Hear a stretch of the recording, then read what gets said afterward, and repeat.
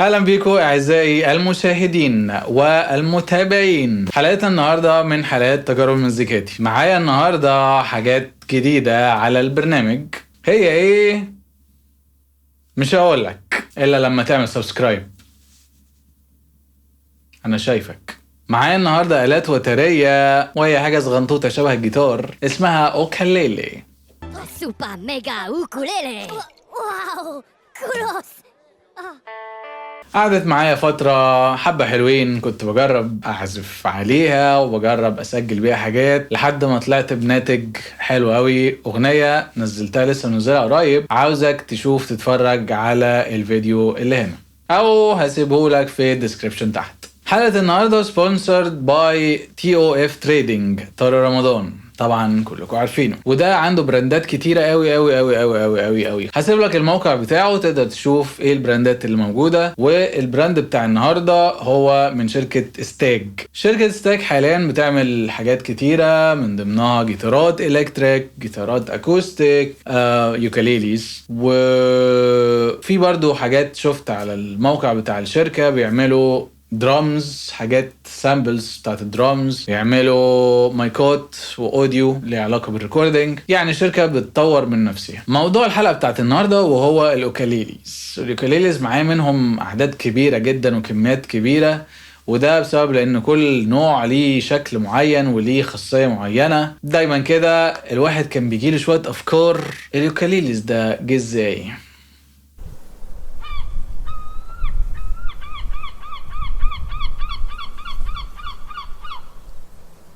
ايه اللي هيجيلك في العلبة؟ العلبة بسيطة جدا شبه العلبة بتاعت الجيتار، وهيجيلك فيها الاوكاليلي زائد معاها الشنطة بتاعت الاوكاليلي.